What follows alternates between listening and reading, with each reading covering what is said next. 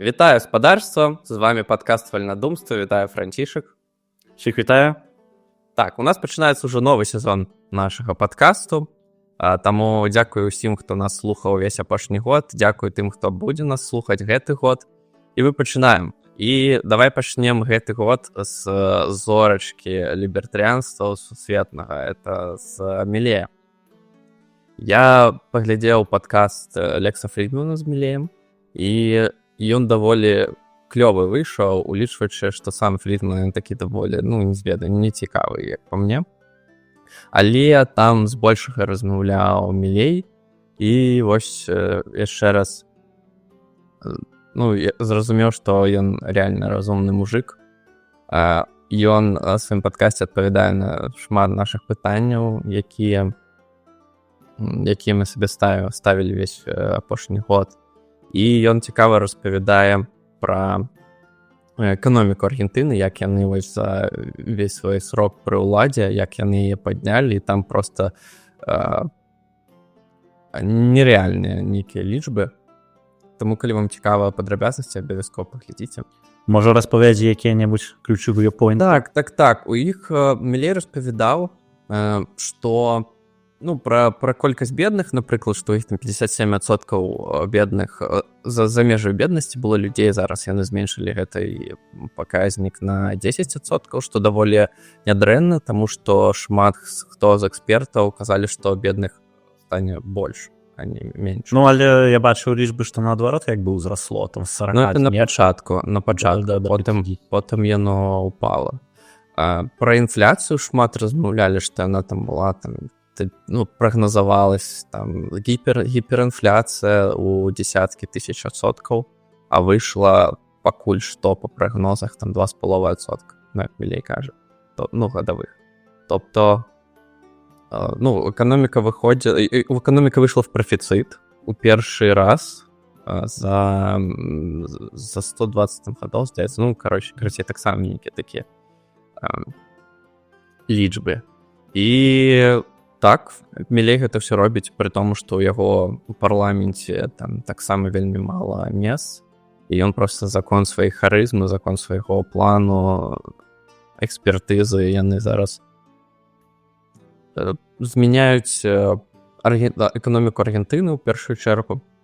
Ён кажа, потым усё іншае пацягнецца, і яны плануюць стаць самай вольнай краінай планеты за яго срок. Это класна, калі так будзе. Але тым не менш, праблемы некаторыя ў аргентынцаў ўсё яшчэ ёсць.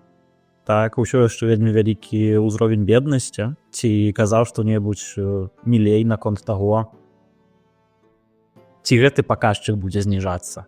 Ён уже зніжаецца, ён будзе зніжацца за конт таго, што вось яны эканоміку робіць больш свабоднай, і проста яна пачне працаваць. Я думаю, тут план зразумелы, даволі будуць зменшацца всякія, звальняюць яны всех гэтых зайвых людзей, яны зменшаюць рэгуляцыі. Дарэчы, яшчэ ён в падкасце пра гэта не казаў, але я чытаў пра іх рынак нерухомасці, і там таксама был проста дзікі трэш, таму што ў свой час дзяржава забавязвала падпісваць людзей там на 3 гады, здаецца, кантракт з фіксаванай сумы, тобто вы дамаўляецеся, і все, і здавалось, што калі так падумаць, то гэта мусіла спрацаваць, што вы там падпісваеце кантракт, і все, і уладальнік кватэры ён не можа паднімаць. У рэальнасці яны проста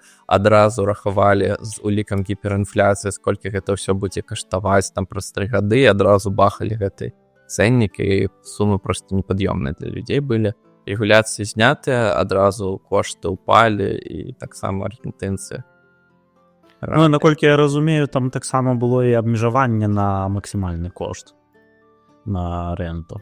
Але, карацей, гэтыя кошты тым ці іншым чынам рэгуляваліся, і гэта адна з такіх рэчаў, адна з такіх папулісцкіх пазіцый, якую часам кажуць левыя, што вось гэтыя там багаценькія, гэтыя ўсе капіталісты, яны хочуць там нажыцца за кошт вас, і таму падымаюць там кошты, даходзяць да абсурду часу, і інфляцыю прыпісваюць, таму што проста багатыя хочуць нажыцца як мага больш. Так, і рэгуляванне коштаў — гэта адна з такіх вельмі топорных мераў, якія левыя ўжываюць, і для людзей, якія не імкнуцца думаць трохі глыбей, гэта гучыць прывабна. Яны думаюць, окей, я штосьці змагу купіць, мне не падабаецца, калі кошты растуць, таму што гэтыя вось там багаценькія хочуць там зарабіць пабольш, так нам трэба дзяржава, якая там прыйдзе, якая гэта ўсё абмяжуе і не даць гэтым багаценькім нажывацца за наш кошт. Насамрэч, канешне, гэта абсалютна памылковая папулісцкая пазіцыя, і прыводзіць яна да таго эфекту, што проста калі, па-першае, прадпрымальнікі, калі яны не маюць манаполію закон дзяржаўнага ўмяшальніцтва, так, то яны не могуць падымаць кошт невядома як. Не, могуць фактычна, толькі яны страцяць на гэтым шмат грошай, ім трэба змагацца за пакупніка. І таму, калі яны падымаюць гэтыя кошты, то гэта, канешне, звязанае з тым, што яны хочуць зарабіць. Так, але это не адбываецца так, што вось я хачу зарабіць больш, зараз я падыму кошты невядома на колькі, і вось толькі дзяржава можа абараніць, таму што калі ён падыме кошты невядома на колькі, то іншы пастаўшчык тых жа паслуг не падыме кошты невядома на колькі і забярэ львіную долю рынка. Так, і людзі будуць купляць у яго. А да чаго насамрэч прыводзяць рэгуляцыі кошты? Гэта да двух эфектаў. Это нізкая якасць тавара альбо паслугі. Так?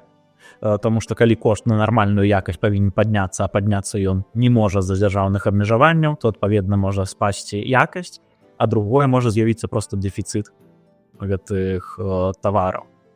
Увогуле такая сітуацыя, напрыклад, у Індыі была. Так, у іх там да халеры гэтых там трушчобаў і гэтак далей.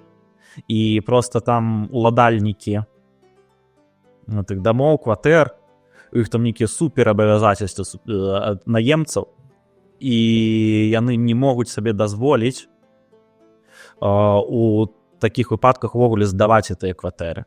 Так, і таму яны пустуюць, яны разрушаюцца, і людзі пераязджаюць у трушчобы. Ось, а тыя, хто могуць дазволіць сабе трымацца гэтых усіх рэгуляцый рынку нерухомасці, то яны ўжо супербагатыя, і таму ідзе там такое раздзяленне на вельмі багатыя раёны і трушчобы. Так, і ўсё дзяржаўная рэгуляцыя.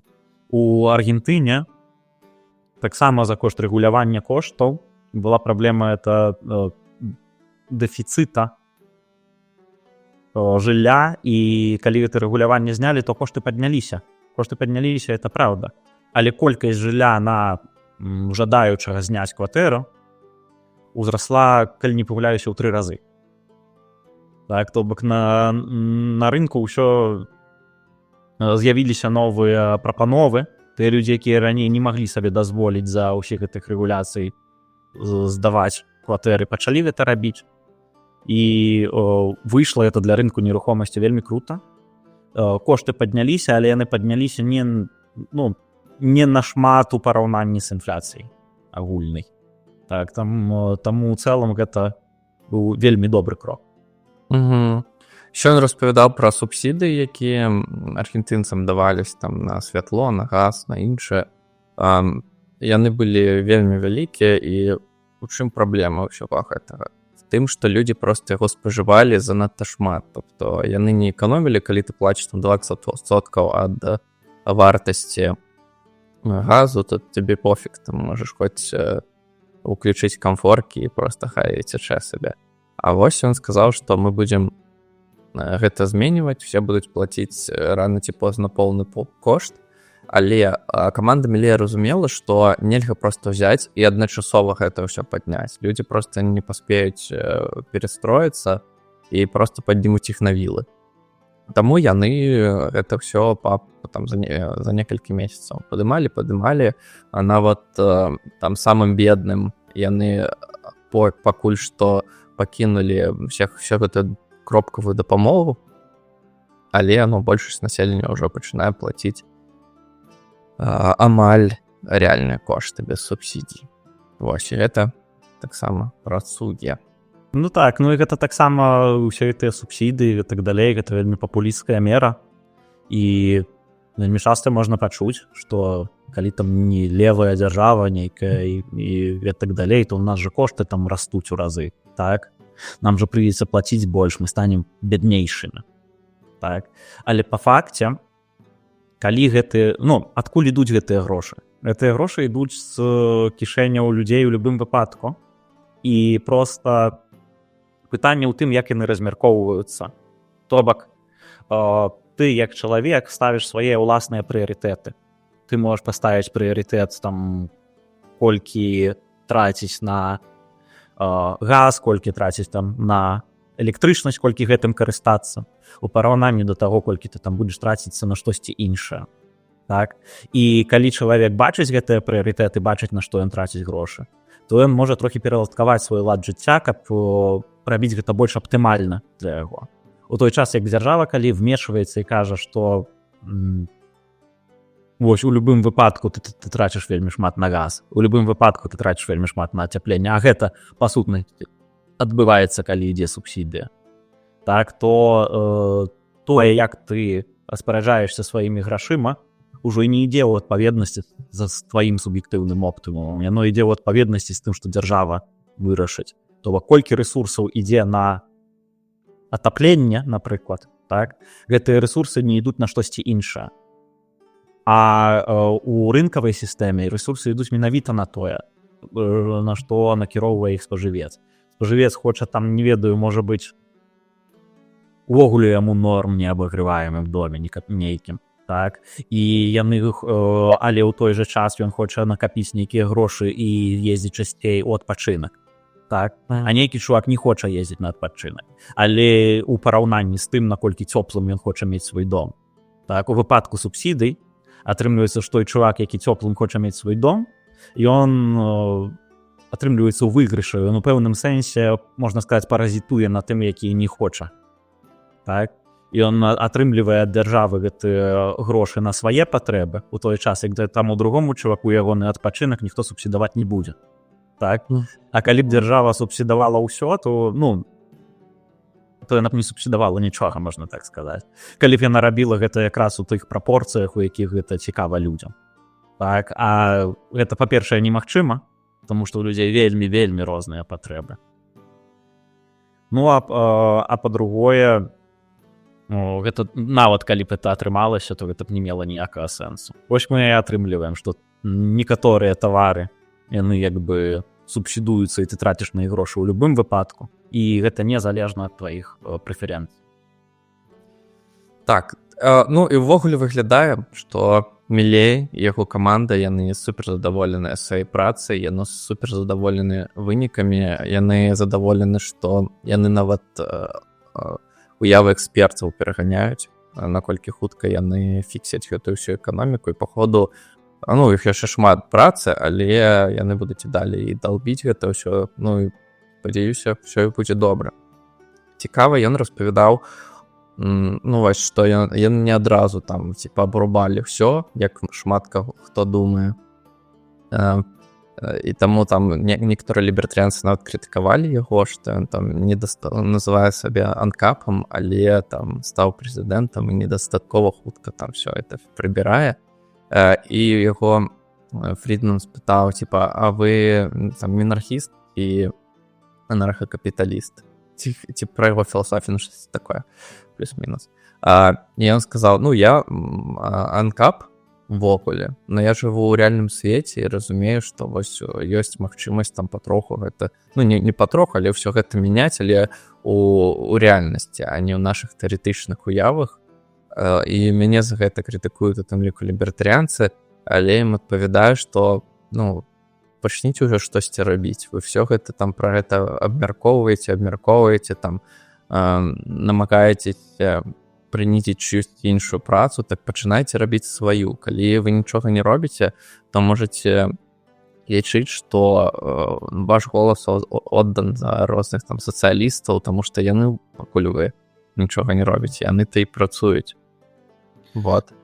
І гэта супер, ну, мы про гэта плюс-мінус размаўлялі ў свой час, і мне здаецца, вось усе лібертарыянцы мусяць гэта паслухаць. Ну, клёва, што вы можаце там абасраць нейкую ідэю, напрыклад, у там прыватным чатчыку на 300 людзей. А вы возьміце і штосьці зрабіце. Ну, там, хаця б, не знаю, пачніце свой праект, данаце там існуючым праектам. Штосьці такое, чтобы гэта было нейкае рэальнае дзеянне, якое набліжае нас да хаця бы да магчымасці ўжо пачаць штосьці патроху мяняць. То есть у нас гэта зараз наш гарызонт нейкага планавання. Таму ось так. Ну і у гэтым кантэксце варта выдзеліць яшчэ такога тэарэтыка лібертарыянства Ганса Германа Хоппа.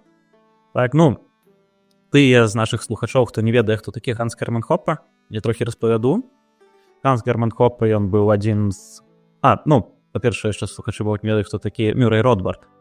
Мюррэй Ротбард — гэта адзін з заснавальнікаў сучаснага разумення лібертарыянства, сучаснага анархакапіталізму. То бок у лібертарыянства можна сказаць так, што можна выдзеліць такіх найбольш радыкальных, якія кажуць, што усю дзяржаву можна прыватызаваць.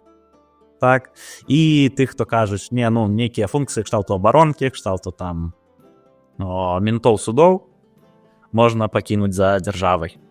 Так, і Мюррэй Ротбард, ён так адкрыта выказваўся за анархакапіталістычную ідэю, але яго паважаюць лібертарыянцы і лібералы ўсіх сартоў, нягледзячы на тое, што шмат у чым, на мой погляд, ён не меў рацыі.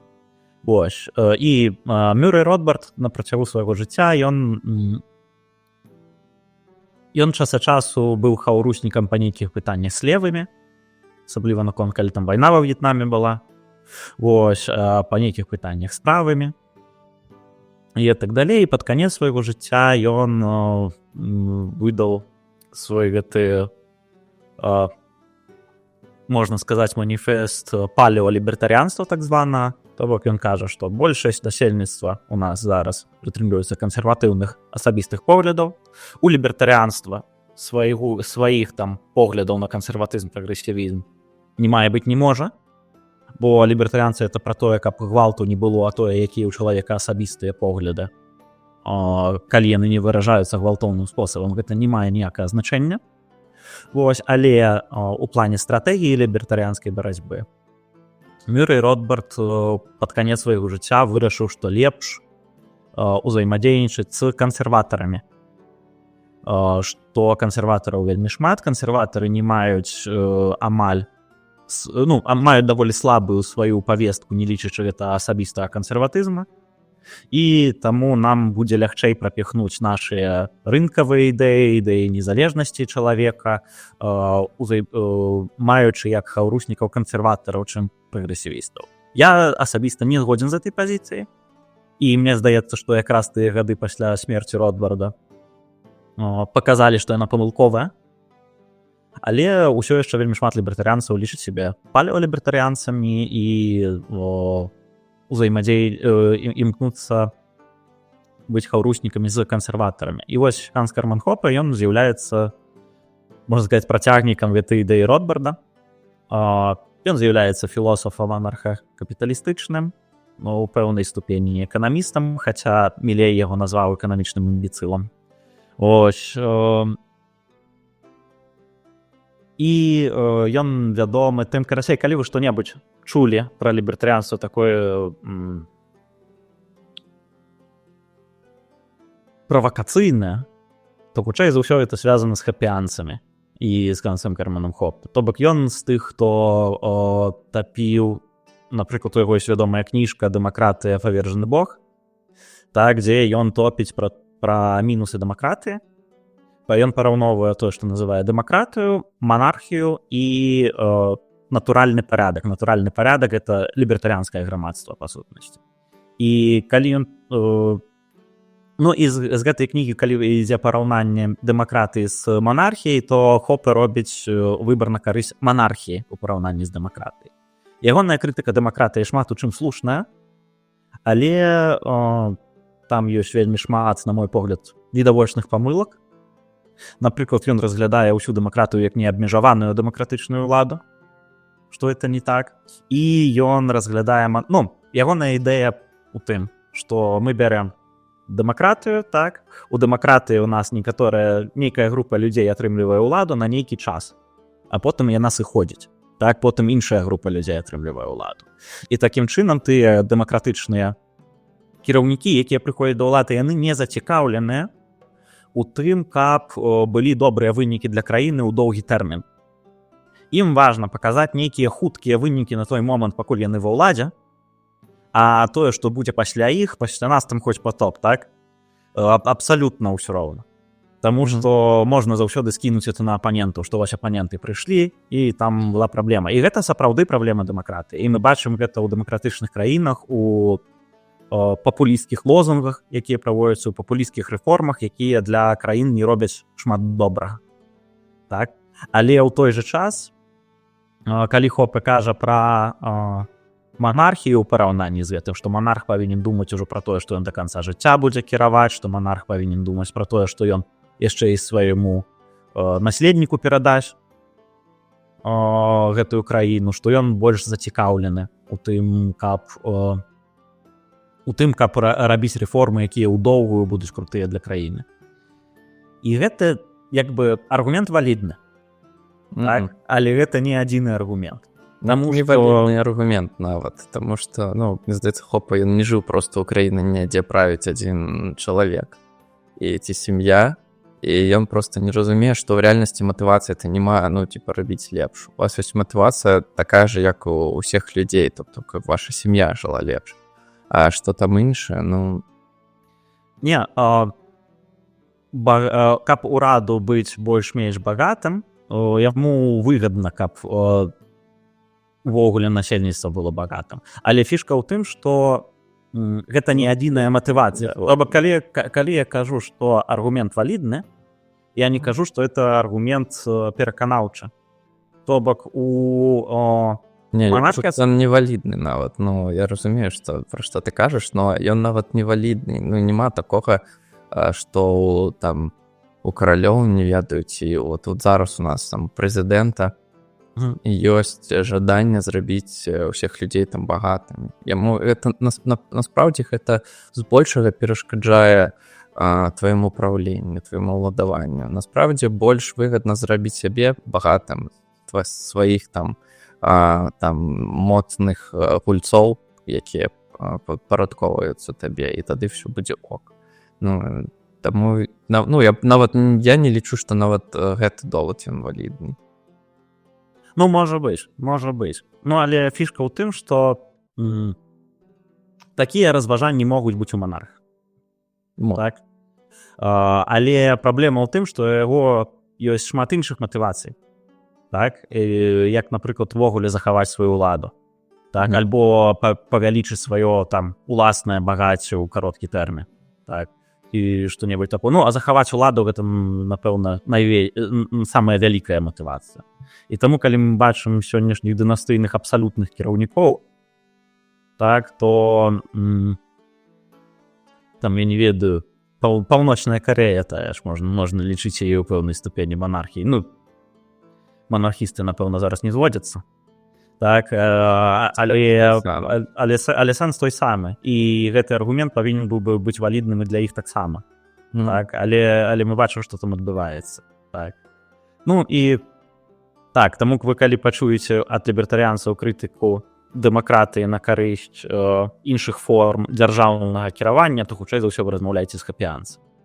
Так, у Хопе ёсць таксама іншыя там цікавыя рэчы, з некаторымі можна згадзіцца, некаторыя, на мой погляд, маюць відавочную памылку. Хопе гэта флагман тых лібертарыянцаў, якія лічаць, што межы павінны быць закрытыя. Так, аргументацыю хапіянскую, можна сказаць, на эту тэму мы трохі абмяркоўвалі ў нашым выпуску з камендантам, і мне спадабалася, як камендант сказаў, калі ты у такіх пытаннях прымаеш рашэнне на карысць дзяржаўнага абмежавання, так, то задай свае пытанне, у які момант пачынаецца твоё лібертарыянства. Так, і карацей, вось, такі вось ганскі роман Хопе. Яшчэ вельмі важная крытыка, я згадаў пра это палеолібертарыянства, пра ўзаемадзеянне з кансерватарамі, дык вось Хопе выказваўся там на карысць усякіх альтэрнатыў для Германіі, усялякіх альтрайтаў. Так? Прычым ён не казаў, што яны там типу лібертарыянцы ці штосьці такое, зусім не. Ён казаў, што яны не маюць толкам сваёй эканамічнай праграмы, мы можам вціснуць ім рынок, што часткова праўда. Вось, а па-другое, яны не з'яўляюцца такімі дзікімі сацыялістамі, яны не з'яўляюцца ў шмат якіх пытаннях такімі дрэннымі, толькі ў пытаннях там міграцыі, але ў хопы свой падыход да міграцыі, так, а ўсё астатняе, ну, што за это вось. Дык вось, Хавьер Мілей на сваёй перадвыбарнай праграме узгадваў хопа у пазітыўным ключе. Так, то бок ён не ўзгадваў тыя кантраверсійныя рэчы, пра якія мы зараз казалі, але хопа это не толькі гэта. Ён даволі вялікі тэарэтык, філосаф лібертарыянства. Ён вядомы больш сваімі такімі дзіўнымі выказамі, з якімі я не пагаджуся, але гэта не адзінае, што хопа рабіў.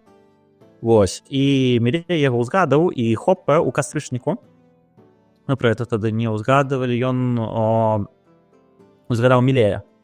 І згадаў яго ў негатыўным ключе. І ён сказаў, што калі Мілей там спасылаўся на самого хопа, то хопа адчувае нейкую асабістую адказнасць, прывязанасць да таго, што адбываецца ў Аргентыне, і ён бачыць, што той Мілей, які там так добра называў сябе там лібертарыянцам, анархакапіталістам, па факту там абяцаў знішчыць цэнтральны банк, ён не знішчыў цэнтральны банк. Так, ён абяцаў знішчыць субсідыі, некаторыя сняў, некаторыя пакінуў. Ён абяцаў зменшыць падаткі, некаторыя зменшыў, а некаторыя нават увёў новыя. Вось, і такім чынам хопа кажа, што так, сярод сучасных палітыкаў Мілей нібыта не так дрэнна выглядае, але ніякім лібертарыянцам лічыць яго нельга. Вось, на што Мілей адказаў, асабліва наконт цэнтральнага банку, ён сказаў, што хопа, ён там класны там філосаф, так, і ягоныя кніжкі варта чытаць, але ён абсалютна не мае паняць аб тым, што адбываецца ў палітыцы, і абсалютна не мае паняць наконт манетарнай тэорыі, і, па-мойму, ён яго назваў эканамічным імбецылам. Вось, ну, ён выказаўся, што калі ўзяць і зараз проста знесці цэнтральны банк, то мы будзем мець за таго, што ёсць там пазыкі, так, людзям, якія трэба будзе вярнуць, каб яго знесці, так, то будзе рост грашовай масы ў 4 разы. Так, і агромная девальвацыя песа, і ён кажа, што можа нават девальвацыя амаль да нуля. Ось, тому што банк ужо не зможа цэнтральна нічога рабіць. І таму, хаця ён выказваецца наконт знішчэння цэнтральнага банка ў будучыні, але гэта не тое, што можна лёгка зрабіць, а хопа менавіта сказаў, што это можна лёгка зрабіць за адзін дзень. Так, з тым Мілей не пагадзіўся, хопа яшчэ яго крытыкаваў за тое, што Мілей сплочвае пазыкі замежную інстытуцыю. Што ты пра гэта думаеш? Ну, тут таксама трэба растлумачыць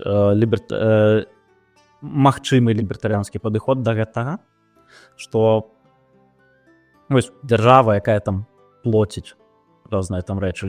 Дзяржава можа плаціць сацыялку, так, дзяржава можа плаціць там нейкія свае дзяржаўныя праграмы рэалізоўваць, дзяржава можа сплочваць пазыку звычайным людзям, якія там запазычыліся ў дзяржавы, так, і дзяржава можа сплочваць знешнюю пазыку. Дык вось, некаторыя лібертарыянцы лічаць, што, ну, і гэта мае сэнс, па сутнасці, што больш этычна нават сплочваць сацыялку, чым сплочваць знешні доўг. Так, ці любыя іншыя пазыкі дзяржавы. Чаму? Таму што калі ты сплочваеш сацыялку, то ты хаця б у нейкай ступені вяртаеш, ну, дзяржава ж яна як атрымлівае грошы? Яна атрымлівае грошы пад прымусам. Яна атрымлівае грошы, што калі ты не будзеш плаціць дзяржаве грошы, супраць цябе дзяржава ўжо і гвалт. Таму ты вымушаны плаціць дзяржаве грошы. Гэта, па сутнасці, рабаванне, крадзеж. Так? І у выпадку, калі ты плоціш сацыялку якую-небудзь, ці робіш інфраструктуру, ці што-небудзь такое, людзі нешта атрымліваюць, хаця б нейкую частку грошу ў выглядзе нейкіх гэтых паслуг, ці там выплатаў. Так? У той час, як калі ты сплочваеш пазыкі, так, тыя людзі, якія пазычалі, калі гэта пазыкі звычайных грамадзян, то тыя людзі, якія пазычалі, яны не рабілі гэта пад прымусам. Яны рабілі гэта добраахвотна. Так? А тое, што дзяржава пазычала ім грошы, так? Яна это рабіла незалежна ад волі іншых грамадзян. І ты не можаш браць грошы падаткаплацельшчыкаў, каб сплочваць тым, хто пазычыў дзяржаве добравольна. Так? Такая пазіцыя. І тое ж самае пра знешні доўг, што дзяржава брала гэта замежныя ўсякія пазыкі і гэтак далей, незалежна ад таго, што думалі аб гэтым звычайныя людзі. Але пры этом сплачваць яна будзе з гвалтоўна забраных у звычайных людзей грошы.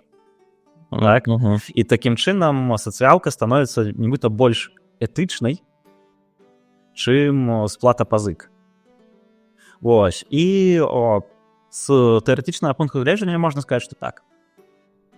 Так? Праблема тут у тым, што мы жывем у рэальным свеце, і Аргентыне патрэбна захоўваць стасункі з іншымі краінамі. Так? І трэба захоўваць нейкі давер людзей. Так? Не, каб яны не паднялі мілея на вілы, калі ён скажа, што мы не будзем сплочваць прыватныя пазыкі. Так? Але асабліва ў міжнароднай сферы. Яму трэба, каб каб у Аргентыну пачаліся інвестыцыі, каб Аргентына стала лічыцца прывабнай краінай для інвестыцый. Так. І для гэта яму трэба мець добрыя стасункі з іншымі краінамі, для гэта яму трэба, каб Аргентына выплочвала ўсе пазыкі і гэтак далей.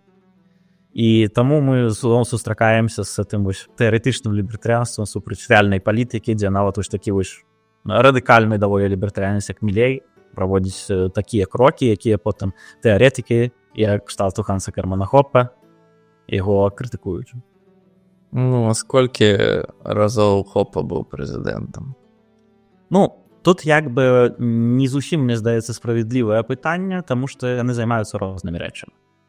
То бок... Хоппа ж нават не эканаміст. Ён пісаў наконт эканомікі ў тым ліку, хаця шмат яго крытыкуюць за кошт гэтага, але ў асноўным ён філосаф. Дарэчы, сам Мілей, ён распавядаў, што ён не так даўно стаў лібертарыянцам, насправді 10 гадоў таму, у 13-м годзе. І якраз такі з Ротбарда ён быў у універсітэце, ён быў препадам па эканоміцы, там макраэканоміка, здаецца. Яму яго сябра ці калега кнігу даў Ротбарда. І ён прачытаў і пачаў проста там то ли за год, то ли за сколько прям всю базу лібертарыянскую прачытаў, ці штосьці такое. І Хоппу ў тым ліку. І ён сказаў, што яго это все ўразіла, хаця пры гэтым ж ён быў эканамістам ужо. Даволі цікава. Так, і у яго то бок Мілей, ён як эканаміст. Я не чытаў ягоныя публікацыі, але ён іх выдаваў шмат, і там было шмат крытыкі за кошт того, што ён карыстаецца, што ён нібыта аўстрыйскі эканаміст, але ён карыстаецца шмат якімі метадамі эканамічнага мейнстрыму. Але я зараз гляджу, напрыклад, на тое ж рух гэтай польскай аўстрыйскай школы эканомікі, можна так сказаць. Так? І яны таксама некаторымі эканаметрычнымі дадзенымі карыстаюцца. Але ў адрозненні ад мейнстрымовых эканамістаў яны праводзяць даволі канкрэтны аналіз, які агрэгат можна ўжываць, які агрэгат нельга ўжываць. І не ігнаруюць праксіялогію, то бок праксіялогія ўсё яшчэ застае падставай эканамічнай думкі. І яны дасягнулі даволі шмат, мне здаецца, у Польшчы, аўстрыйскія эканамісты, таму што шмат якіх універах яны ёсць, асабліва ў Вроцлаве. Так, але у іншых гарадах таксама, і гэта адна з самых дынамічна развіваючыхся школ эканамічнай думкі ў Польшы на сённяшні момант. Так, ладно, 35 хвілін толькі на Мілея, нават пры ўсёй... Мілей таго варты. Мілей таго варты. І так, кажучы ўжо пра усё гэта, там згадуваў пра Хоппа, пра ягоную падтрымку усялякіх там дзіўных партый еўрапейскіх і ўвогуле па ўсяму свету. У Аўстрыі была такая навіна. Ну, нейкі час назад, у мінулым годзе, прайшлі выбары ў Аўстрыі, і большую частку месяцаў заняла партыя Свабоды, аўстрыйская, якая па сутнасці з'яўляецца чымсьці кшталту альтэрнатывы для Германіі, толькі аўстрыйскай. Так, і яны маюць вельмі рэзкую антыміграцыйную палітыку. Пры гэтым яны кажуць, што яны захаваюць сацыялку, але падаткі абнізяць. Ось, ну, нацыянал-сацыялісты атрымліваюць. Іхны кіраўнік хоча стаць гэтым народным фюрерам, фольксфюрер, это так сябе Гітлер называў. І ўвогуле партыя была створаная ў свае часы былымі нацыстамі у Аўстрыі. Але што цікава, я пачытаў пра гэтую партыю, і яны у гадах 70-х, дзесьці каля таго, яны былі больш-менш адэкватныя. Яны былі з чымсьці кшталту нямецкай гэтай свабоднай дэмакратычнай партыі, якая з'яўляецца адной з самых адэкватных партый Еўропы. Ось, якія з аднаго боку рыначнікі, з другого боку не нейкія там дзікія кансервы і ўсё такое. І дзесьці вось у 80-х у аўстрыйскай гэтай свабоднай партыі адбылася такая рэзкая змена. То бок у іх усё яшчэ застаецца нейкая фракцыя нібыта лібералаў, але ейны ўплыў ужо вельмі маленькі. І зараз яны сканцэнтраваныя на антыісламскай павестцы, на антымігранцкай павестцы і на прапуцінскай павестцы. То бок падтрымлівае Пуціна гэтая партыя і лічыць, што ўсякую дапамогу ўкраіне трэба спыніць. Пальцам не задаеш. Так, і зараз гэтая партыя, ну, ніхто з ёй не хацеў уступаць у кааліцыю. Яны ўзялі большую частку, больш галасоў, чым любая іншая партыя, але недастаткова, каб сфармаваць урад.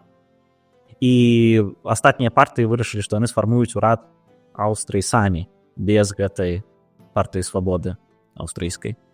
Але ў іх нічого не атрымалася, яны не змаглі дамовіцца. І ў выніку зараз, правдападобна, фармуе ўрад аўстрыйская партыя свабоды разам з аўстрыйскімі правацэнтрыстамі. Вось. Паглядзім, што за таа выйдзе. Ну, але Аўстрыя заўсёды як бы была такім анклавам Расіі. Ну так, але она не супер такая вплывовая, вялікая, таму спадзяюся, не так это моцна паўплывае. Дарэчы, ось ты уже зачапіў тэму вайны. Бо былі гэтыя все размовы, што Трамп прыйдзе адразу выведзець войскі, перастане дапамагаць Украіне, што ён там вырашыць гэту праблему за 24 гадзіны, але ўжо зараз ён кажа, што на гэта патрэбна паўгады мінімум. З аднаго боку, можа, гэта і добра, значыць, ён верыць, што Украіна яшчэ паўгады пратрымаецца. Але падлічылі эксперты, што для Злучаных Штатаў перамога РФ ва Ўкраіне можа коштаваць проста у пераліку на грошы больш, чым дапамога ёй зараз, таму што Штаты будуць вымушаны проста нашмат больш укладаць у свае войска. Яны будуць вымушаны адпраўляць больш людзей у Европу. Яны будуць вымушаны будаваць там базы, анаўляць узброенне і ўсё іншае.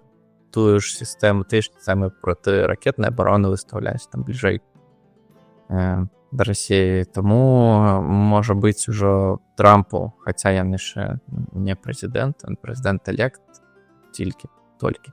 І можа яму ўжо гэтыя ўсе паперкі царовыя кладуць на стол, і ён ужо пачынае думаць, а як рэальна, каб гэта не проста словы былі, а як рэальна гэта ўсё вырашаць.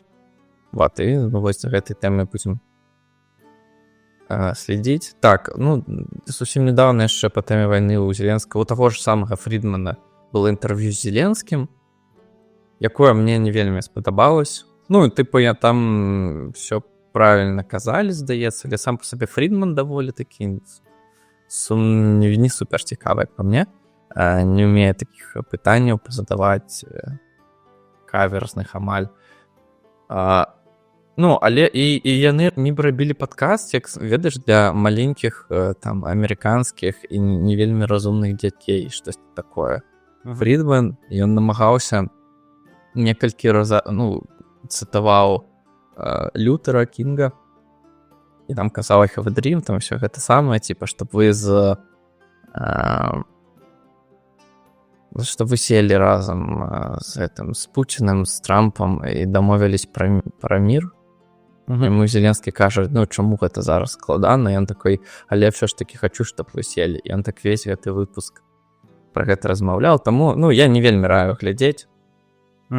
Таму что там Зеленскі реально просто на пальцах распавядае, што з Зеленскім, ну, што з Путіным амаль нереально дамовіцца. Ну, ці не зараз, як мінімум, і чаму гэта ён распавядае. Але вот так. Ну, короче, ось. Ну, вяртаючыся да Трампа, так, ось ты казаў пра тое, што там падлічылі, што трэба будзе штатам больш войскаў пасылаць і гэтак далей. Але ж, па сутнасці, рыторыка Трампа наконт НАТО ў тым, што Амерыка не павінна туды нічога пасылаць. Ну, гэта такога прям не казаў, так, але ідэя ў тым, каб Еўропа сама ўзбраівалася і сама брала на сябе адказнасць за гэты рэгіён. І можа быць ягоны план якраз у тым, што Еўропа будзе больш траціць грошы на ўзбраенне і гэтак далей, нават не гледзячы на перамогу Расіі, Еўропа сама з гэтым будзе спраўляцца. Ну і все равно трэба будзе анаўляць сваё войска, там больш грошаў укладаць. Ну, нават калі яны сыдуць з Еўропы, прыйдзецца укладаць у Тыхіаакіанскі рэгіён, дзе таксама ўсё, ну, яшчэ можа быць горш, таму што Расія ўсё ж такі даволі адсталая краіна, а Кітай нават тэхналагічна, яны перадавыя, і ваяваць з імі будзе нашмат складаней. Ну так, але што Кітаю да вынікаў вайны ва ўкраіне? Ну, ведаеш, калі ён побачыць Кітай, што можна захапіць некую тэрыторыю, і ў цэлому гэта ніяк не паўплывае.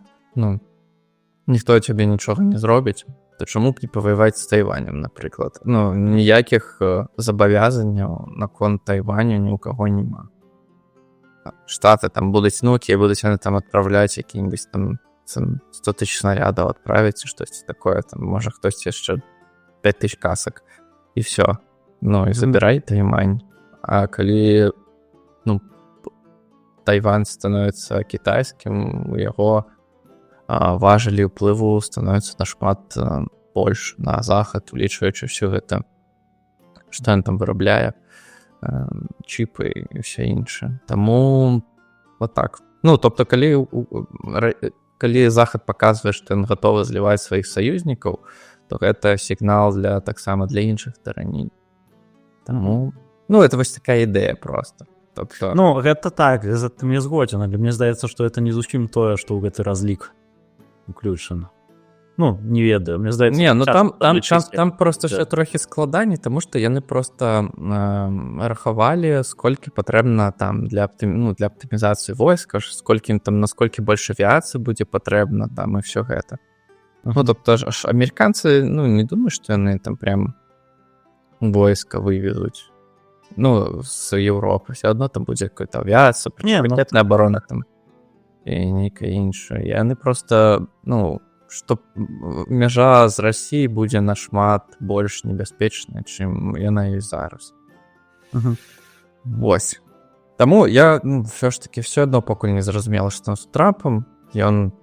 Ён уже сказаў, не ведаю навошта, ён сказаў, што Украіна не будзе ў НАТО. Нават калі ты так думаеш, я не разумею, навошта ўслых гэта казаць. Ну, гэта ж все ж таки картка на перамовах з Пуціним. Ну, нават калі ты так лічыш, скажы ты яму ўжо падчас перамоваў, чтоб гэта быў ваш такой, ну, мы там паступімся, напрыклад, гэтым. Навошта перад гульнёй выкладваць гэту картку? Это незразумела для мяне. Я спадзяюся, што Трамп все ж таки таксама. Ну, он просто, я ўжо бачу патрохі, што ён таксама, як і Пуцін, хоча ўвайсці ў гісторыю. Я спадзяюся, што ён не хоча ўвайсці, як Байден, падчас якога там з Афгана былі выведзены войскі, і даволі пазорна гэта ўсё было. Вось. А чаму я зразумеў, што ну, мені здається, Трамп хоче увійти в історію. Тому що він почав розмови про уварвання у Канаду, уварвання у Гренландію, уварвання там на Панамський канал і все інше. Ти бачив гэты навіны, што ты... Так. Ну, ён так неяк слізка каментуе наконт таго, ці это прям уварванне. Так? Там ён прям не кажа, што мы войскі там везем і это заховім. Але ён не кажа, што мы это не зробім. Так? Вы пытают просто прямо, вы адкідаеце магчымасць вайскового уварвання? Он кажа, не адкідаю. Так. І это... Я чуў меркаванне, што это просто троллинг левых. Я не верю, что это просто троллинг левых, бо это... Гренландия, яна надто левая там. Ну да, не. Это... Паглядзім, як яно будзе. Насамрэч, небяспечна даволі у гэтым плане ў Штатах, бо Трамп... Таксама трэба разумець, што Трамп зараз можа быць нават не тым Трампам, які быў паўгады назад. Трамп перажыў пакушэнне на жыццё. Трамп зараз бессмертны. Гэта, ён і так, я думаю, быў вельмі высокай думкі аб сабе. А тут вось такая сітуацыя, што ён выжыў пасля пакушэння на яго на жыццё, з разгромам выйграў выбары, і зараз ён парышае ўвесь свет. Так, трэба сачыць. Маск абсалютна долбануўся на галаву. Так, класны прадпрымальнік, конечно. Так. Але у дзяржавы саседак грошы таксама не слава. Конечно. Гэта адназначна праўда. Маск это такі, можна сказаць, алігарх. Ён уже не можна сказаць, ён уже літаральны алігарх. Ён уже палітык такого ўзроўня, які можа кідацца на лідараў іншых краін. Ён можа ствараць свае нейкія структуры, якія ўплываюць на палітыку. Все, это уже дакладна алігарх. Так. І вось мы бачым такую вось алігархію у Штатах. Трэба прызнаць заўсёды, у Штатах палітыка была павязана з бізнесам. Раздзялення палітыкі і бізнеса не было. Можа быць, калісьці было даўно, у 19 стагоддзі. Там менш могу сказаць. Так, але апошнія часы, это дакладна там увесь гэты лабізм і ўсё такое, вельмі вялікія сувязі палітыкі з бізнесам, што вельмі дрэнна. Ось, дарэчы, таксама пра лібертарыянства нам часта там кажуць, што мы за ўладу, это даляра, можна так сказаць, за ўладу грошай, за ўладу бізнесоўцаў, якія і прыводзяць прыклады усялякіх вялікіх карпарацый там амерыканскіх і так далей. Яны маюць свае пазіцыі шмат у чым не за кошт рынку, а за кошт того, наколькі яны павязаны з дзяржавай. Не будучы яны павязаны з дзяржавай, ім прыйшлося бы працаваць нашмат больш складана, каб утрымліваць, нашмат больш цяжка, каб утрымліваць свае пазіцыі, і хутчэй за ўсё это было б немагчыма. Так, але зараз не павязана. Але такой сувязі, каб найбагатшы чалавек свету прадпрымальнік быў яшчэ не проста займаў пазіцыю ва ўрадзе, а яшчэ нейкім там дэпартаменце, які адказвае за дзяржаўныя траты. Так, паглядзім, ці абмяжуе ён траты дзяржавы на SpaceX і датацыі на Теслу. Спадзяюся, што так, але верыцца ў гэта слаба. Да, і кітаец ён просто, не просто там крытыкуе там неяк іншых палітыкаў, ён уже просто пачынае іх абражаць, як такой же Трюдо, я бачу скріншот кідаў, што там просто назваў яго дзяўчынкай, там ты уже больше не будзеш губернатарам штата Канада, там штосьці такое. Это уже занадта. Ты просто ругаўся, што там Зеленскі матам ругнуўся на падкаста, там, апошні час штосьці все часцей гэта робіць.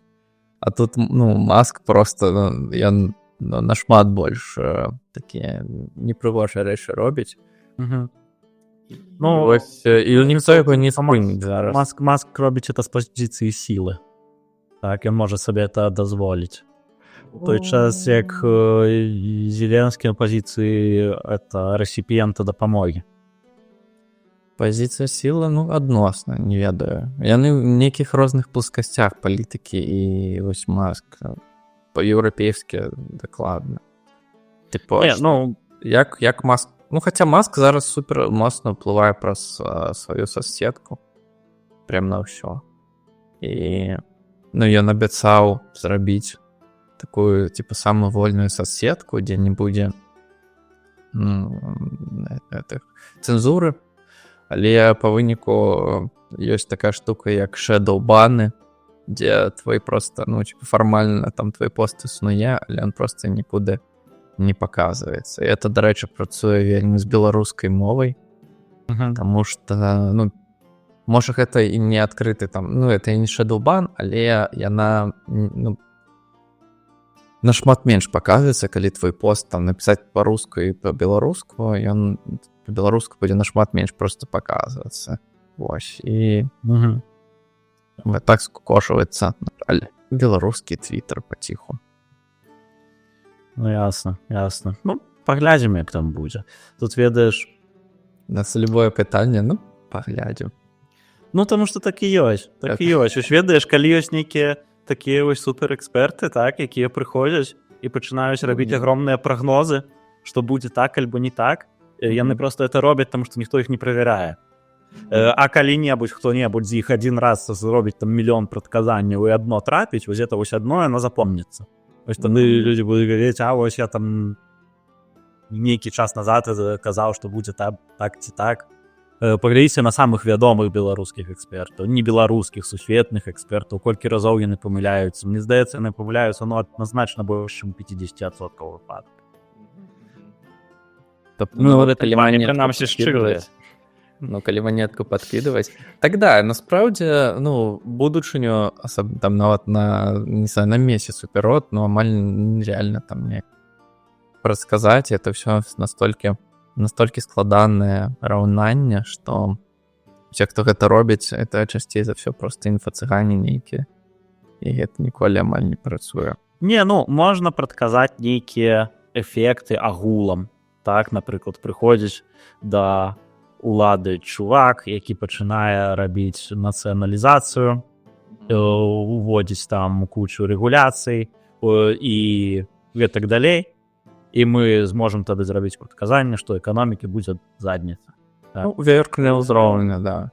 Так, але нават у такім выпадку, можа быць, ён атрымае агромны транш грошай ад Кітаю. Ну, так. І за кошт гэта там нейкі ўзровень жыцця будзе падтрымлівацца. У гэтым згодзен. Так, што ў нас там па тэмам? Нічога мы не забылі, каб... ну, дарэчы, просто вспомнил чамусьці пра Зеленскага падкаст. Ён распавядаў, што на пачатку вайны праз некалькі дзён Лукашенко яму патэлефанаваў і сказаў, типа, выбач мяне, Вова, там я не хацеў, это Пуцін дегенерат, это ён напаў, я нічога не магу зрабіць. Калі хочаш, каб ты не крыўдзіўся, разбамбі мозырскі НПЗ. Зеленский там ему сказал, то ты убийца, мы не такие, та-та-та-та. Я подумал, ну, блин, здаецца, Зеленский, ну, якусь хлушню кажа, ну, это не выглядае як просто реальнасць. А потым все гэтыя, ну, сам Лукашенко пачаў адпавядаць на гэта ўсё, а пачала яго гэта придворная эйсмент пісаць, там, типа, абражаць Зеленскага. Я такой, блин, что-то яны занадта рэагуюць. Неяк дзіўна, паходу, магчыма, плюс-мінус так і было. Вось, так што беларусы абярэжна, калі працуеце там на вялікіх стратэгічных заводах беларускіх, можа штосьці і прылецець калісьці. Вось. Ёсць тэмы? Я думаю, мы можем завершацца. Да, чтоб это у нас, мне здаецца, выпуск з Міхасюком, сколькі там, 2,5 гадзіны быў. Жесть. Так, ну, да, на жаль, мы не зрабілі выпуск з вынікамі гэтага апошняга году, але, я думаю, таксама ён бы зацягнуўся на некалькі гадзін, таму што там кожны месяц мы нават па самых галоўных навінах мы збіралі выпускі там па гадзіне і больш. Таму Ну, зараз мы трохі падысцожылі. Ну, то бок... Что, была война у нас весь год в Украине. В Беларуси все дали были репрессии. И они не спынялись, выпустили там некалькі десяткаў палітзекаў, але на гэтым усё. Выбары прайшлі ў Штатах, перамог Трамп. Мы яшчэ не ведаем, гэта добра ці не, нават зараз. Да нібы і ўсё глобальна. Ну і год Мілея. Год Мілея. Я думаю, мы так і назовем наш выпуск «Год Мілея». І у нас і выпуск Мілея. Так, чалавек года 2024. Правда. І да, ну, а іншых краінах все не ведаю. Або ніяк, або не вельмі добра. Ну і самае галоўнае, што адбылося ў 2024 годзе, это пачаў выходзіць наш падкаст. Правильно. Это правда. Так, ну да, будем уже глядзець, што ў гэтым годзе будзе. Нас там чакаюць выбары ў Беларусі, дарэчы, ўжо вельмі хутка, але штось амаль ніхто пра гэта нічога не кажа. Таму што там нічога не чакаецца. Ну так. Да, на жаль, мы ўжо свой. Это будзе, ну, выглядае на тое, што это будуць больш ціхія выбары, чым былі, калі Тацяна Караткевіч ішла. Там яшчэ нормально. Нормальна яшчэ было адносна. Там нават кажуць, што Мінску яна перамагла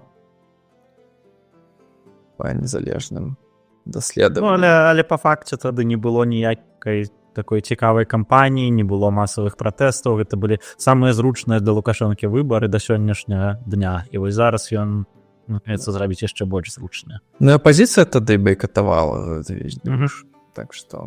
І гэта раз байкатуе. Гэта раз байкатуе. Ну, я думаю, можа быць зараз гэта трохі, можа быць стратэгія трохі лепш за конт таго, што ну, просто ўзровень рэпрэсій такі жорсткі, іх цих людзей будуць адразу садзіць. Ну і магчымасцяў надта няма. Так. Таму што мінулыя разы, ну вось на выбары, чаму всякія там партыі ішлі на выбары заўсёды. Так? Часам там былі заклікі байкатаваць, асабліва там ад пазняка.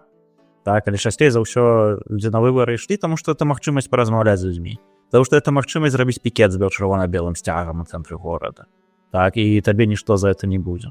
Зараз такіх магчымасцяў ўжо няма. Усе партыі ліквідавалі, ну, хаця на прэзідэнцкіх выбарах это не мела значэння. Але тым не менш, зараз ужо ніхто з чырвона-белым сцягам на пікеце ніякім не пастаіць. Вось, з людзьмі не пагаворыць на цікавыя тэмы, не пакрытыкуе адкрытую Лукашэнку. Ну, таму у гэтым ужо ва ўсякіх перадвыбарных кампаніях сэнсу ўжо няма.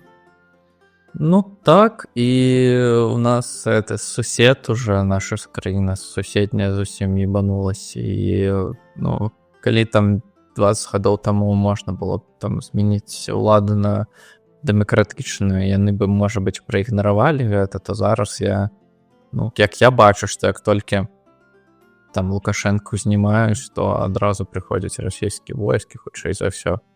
Ну, калі яны ўжо не занадта сильна застрягнуць там ва ўкраіне, ўсё гэта. Карацівата, гэты год абяцае быць вельмі цікавым, магчыма, нейкія змены будуць. Таму што мы размаўлялі пра апошні год, мы забылі пра то, што Асада знялі. Так, дарэчы, гэта ж так нормально. Гэта нават, мне здаецца, не размаўлялі. Ну, так, і там цікава паглядзець, што будзе зараз. У самой краіне? У самой краіне, у Сірыі, затым з прыходам этой новай улады. Але я думаю, мы гэта ўжо абмяркуем у наступным выпуску. Ну да, таму што это да тэма з экспертамі, таму што яны казалі, всё, там прыйшлі радыкальныя ісламісты, пакуль можа штосьці зменіцца, але пакуль выглядае, што эта ўлада нашмат лепш і гатовая плюс-мінус хаця б мінімальна некаторым захадным стандартам. Так, але жанчына на дыпламатычным сустрэчы яны блюряць на фотцы. Ну, ўсё ж такі пакуль не Іран. Ну, паглядзім, што будзе, спадзяюся, ну, просто Сірыя — это жопа. Там просто, ты бачыў гэтыя турмы?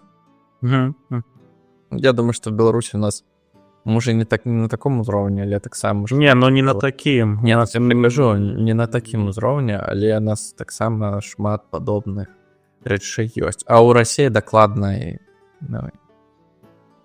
дакладна на таком узроўні ёсць. Што там прямо у Расіі жанчыны са сваімі дзецьмі сядзяць? Ну, в Савке так было дакладна, калі жанчыны сядзелі з дзецьмі. Зараз я не ўпэўнены, але зараз якраз даклад ААН выйшаў пра то, што Расія робіць на акупаваных тэрыторыях, пра катаванні, пра ўсё гэта, як токам катуюць. Ну, і гэта ўжо не проста журналісты робяць, гэта ўжо ААН, тобто, ну, это ўжо сур'ёзна. Это ўжо там залезабетоннымі доказамі, так што вось. Ну, і самі палонныя тыя ж самыя распавядаюць, што там ёсць проста адна турма катоўня, дзе іх всех катуюць, яны просто скажуць, што заўгодна, лишь бы іх просто в іншую турму перавялі. Вось. І пра гэта ўжо самі расейцы там пазіцыі пішам. Таму так. Добра, тады абмяркуем больш падрабязна Сірыю наступны раз. Калі не забудзем. Да, ідзем. Адлучайцеся, слухайце нас, сачыце за наступнымі выпускамі. Да, дзякую ўсім. Пішыце абавязкова каментары. Што вам цікава, у нас есть, можа, у вас ёсць ідэя, як нам палепшыць нашы выпускі. У мяне, напрыклад, вот Францішак ёсць ідэя, што нам можна зрабіць элітарную суполачку, дзе мы маглі бы за нейкі невялікі данат, напрыклад, даць доступ там да нашага чата элітарнага, зрабіць элітарныя выпускі, напрыклад, дзе мы там на пачатку выпуску там штосьці абмярковаем, ну, не зовсім па тэме падкасту, там, напрыклад, не ведаю, сваю ўласную ўражанне, штосьці такое. Ці там, што рабілі, дзе былі апошні час. Вось. Якія мемы бачылі, ці жарты, анекдоты. Таму, калі вам здаецца, што гэта было б цікава, абавязкова напішыце, каб мы гэта не рабілі, не вытрачалі рэсурсы ні на што. Вось. Так, і яшчэ, калі нас сёння шмат размаўлялі пра хоппы, калі нас слухаюць хапіанцы, і вы лічыце, што я штосьці не так зразумеў у хоппа, альбо мы памыляемся ў сваёй ацэнцы, абавязкова напішыце і абгрунтуйце сваё меркаванне. Да, або калі нас сам Ганс Герман Хоппе глядзіць, то таксама абавязкова напішыце, будь ласка. Так, всё, всем да пабачення.